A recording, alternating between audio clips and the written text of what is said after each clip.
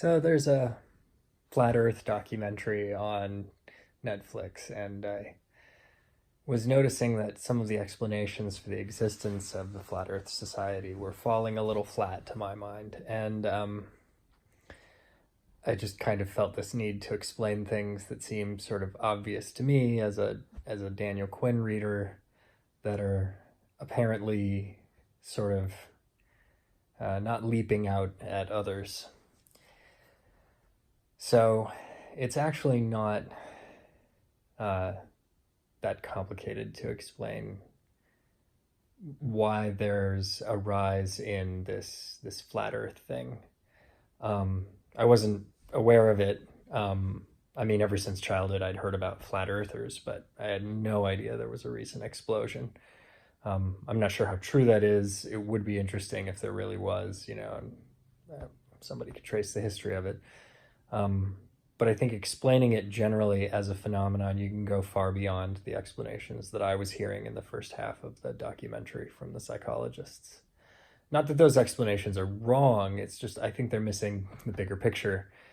Um, so it's okay. It's it's not that complicated. It's just you've kind of got to step back and look at it as if from outer space. This civilization, it's doing great sort of economically. It's at the peak of its power, it's at the peak of its technological development, but ideologically, it's kind of starting to collapse from the inside.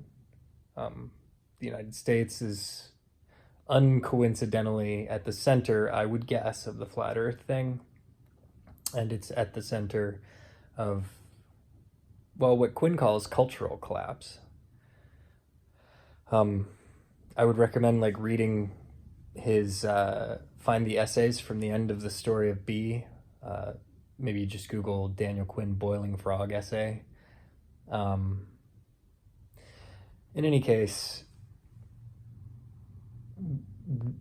what you're seeing looks to me like retribalization and cultural collapse. So I don't know, it just looks really simple to me. It's people are forming tribes, so religion is on the rise, and you'll see new ones coming up every few seconds. And, actually, I wouldn't have noticed that on my own. It is something that Quinn specifically observed, where he was saying that, like, you know, I don't know, he was saying in My Ishmael 15, 20 years ago, you can expect that not only are new religions cropping up now at ever greater rates, but you can expect it to increase as culture collapses. So, I mean, a lot of this, it's kind of like it only leaps out as obvious to me because I was basically told how to think about it. And I think it does actually make the most sense. I mean, there's nothing wrong with being taught how to think better when it's actually better thinking. Um, you know, I don't know. A lot of people, they don't consider this stuff in general principles. So, in a way, I think it's very interesting because I'm aware of how much like a flat earther I sound when I say things like, well, the psychological experts are pretty much missing the whole picture, and I know better. I'm not a psychological expert with any formal training, but sometimes once you know a few things, it makes other things seem so much more apparent and clear. Our culture is collapsing. Our values are collapsing. People don't know what to do. They're pretty panicked. They sort of rightly don't trust the institutions, the educational institutions, the standard versions of things that they've been told. I think people are sensing more and more acutely that something has gone wrong here, and the story isn't feeling right, and the culture lives on a story that cannot be acknowledged and must just go on being an assumption. And the assumption has to do with humans being in charge of the planet being here for human consumption, the planet being a kind of infinite resource that we can go on consuming. We can go on making more and more human food and somehow magically control our population explosion with, economic means or, education or empowerment of certain groups, women, all of that stuff can make tiny changes locally, but as long as we keep making more and more, the only way we're gonna cap human population growth is going to be by ceasing to continue to produce tons of excess food. We have to actually cap increased food production. We made enough to feed everybody last year. We need to just make enough to feed everybody this year. See, I'm really good at sounding like a kind of flat earth conspiracist, but I think that's part of the reason, in a really general and vague way, why I have a lot of insight into why someone would be a flat earther and why it would make sense. And it's because I can understand their mode of thinking. I totally understand the appeal and desire to stand on your own and recognize something.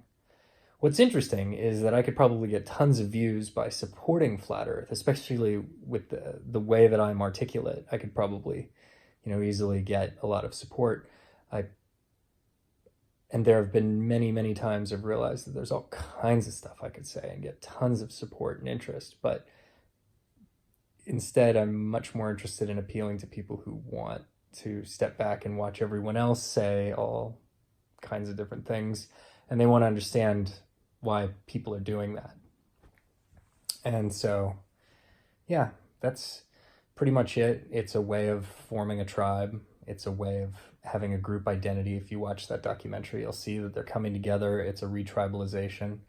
You can see human psychology at work in the sense that humans are an innately tribal organism. And so we're just pre-programmed to, all the little biases that the psychologists notice, like confirmation bias being one of the most well-confirmed phenomena in all of psychology. And it's amazing to me watching us not connect the dots to tribalism, just not recognizing how obviously we have been, just how deeply programmed we are to have a tribe, to belong to a mindset, to share a worldview. And so to see more and more religions cropping up and, flat earth stuff is, I think it's a very religious movement. I think it's kind of obviously a new religion. But it's actually a new religion, instead of it being like, oh, we've got a new take on Christ or we found a new God. It's a religion for modern times. And then I think that there's that core of it where it's like, oh, they're right to distrust everything, like calling into question the whole story. I mean, there is a scientism. There are a lot of dogmas in the sciences. Science is acting as a kind of new unifying religion for the first world, for,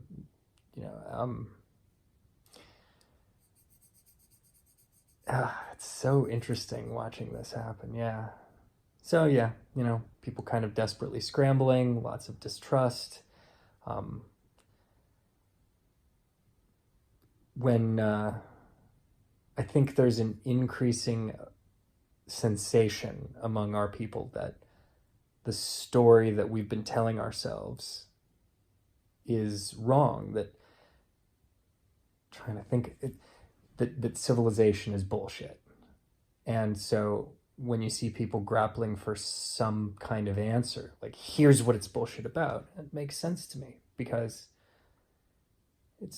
I'm having a hard time articulating what it really is bullshit about. And,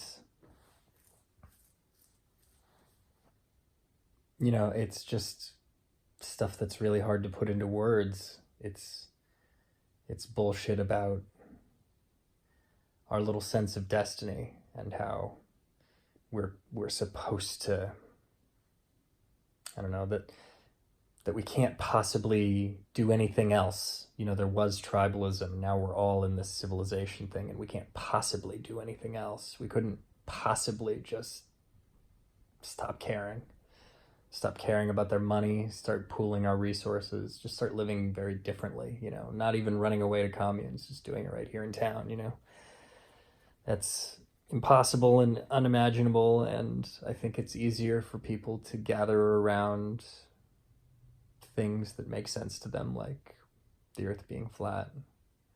So in a way, I'm supportive. I think it's relatively harmless. I wouldn't want, to have a president who believed in the flat earth, maybe, but um, you step back and watch, and I think something you can expect is a vitriolic, sort of terrified reaction on the part of people. And I think that indicates that degree of scientism when people can't handle it when other people desubscribe from your view. It's like, well, I mean, it's like Mormon fundamentalists up in the Arizona Strip. Are they abusing some young women? Yeah. Um, are they a pleasant, sane society to live in? Maybe in some ways. Probably in some ways, definitely not. But does it really matter what they're doing up there? Sort of minding their own business, like 15 people in the corner thinking some weird thing? Like, who has a problem with that? And why? You got a lunatic with his finger on the nuclear button and you're worried about, some people who believe that the earth is flat.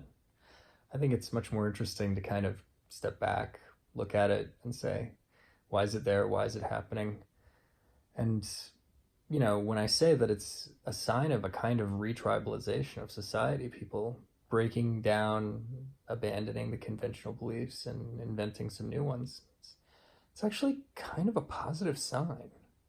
I know it sounds crazy and irrational, but if everybody continues to try and be rational in the exact conventional way,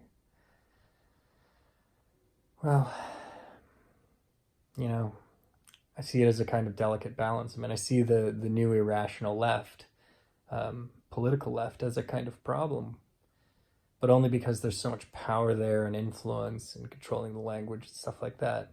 And if they ever start like teaching flat earth, cramming that down my throat where it's not 15 people in a corner, but it's like the whole room, yeah, you can bet your ass I'll be the one standing up and saying, this is total bullshit. That's precisely when I would stand up and say, this is total bullshit, would be if everyone else in the room. And now it was like, okay, now we're actually in danger of losing the truth. But we're not right now. It's just people getting together and gathering around something. Is it really any more silly than gathering around Jesus?